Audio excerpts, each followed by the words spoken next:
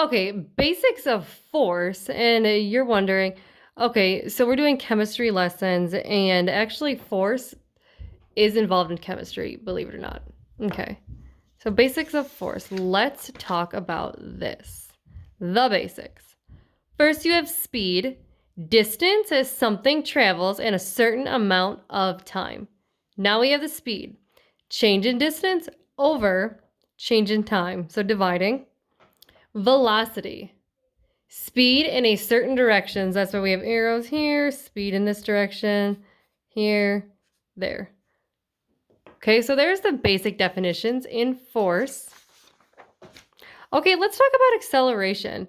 Now, you've likely heard this word before when you're in a car or you're trying to drive or something like that. How fast did you accelerate? So say your car went 0 miles per hour to, I don't know, 10 miles per hour in 3 seconds, let's say. That's how fast it accelerates. So the rate at which velocity changes with time.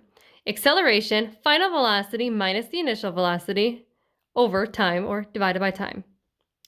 Deceleration, negative acceleration or slowing down. Okay, so here we have it. There's my example again. So let's draw our little car here. And here's how fast it's going. So brake pedal is deceleration because you're slowing the car down. Gas pedal is for acceleration because you're speeding the car up. So there's the definitions. Let's go to the next part now, okay? So Newton's first law of motion. This is important. An object in motion will remain in motion, and an object at rest will remain at rest unless there is a net force acting on that object. Okay.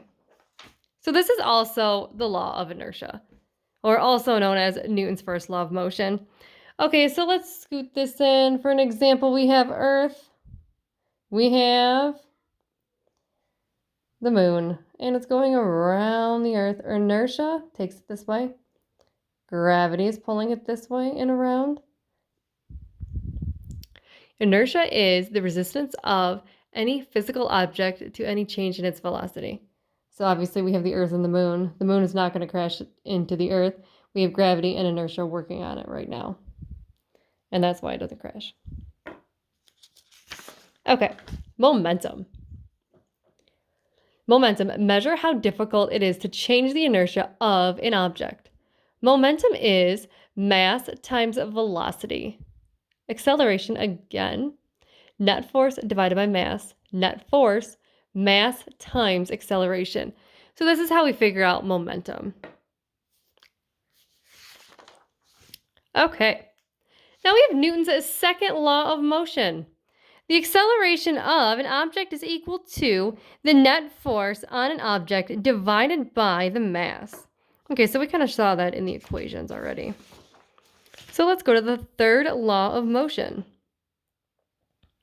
Newton's third law of motion. Forces act in pairs. For every action, there's an equal and opposite reaction. Now, you're about to see that. An unbalanced force, one net force in one direction. So as you can see, we have force at number 1, long arrow, big force. Force number 2, small arrow. Net force doesn't really balance out that well. But a balanced force, they cancel each other out, no acting force. As you can see, the force on each side is equal to each other. Arrows are the same. Net force is 0. They canceled each other out. And here you have it. Those are the basics in force.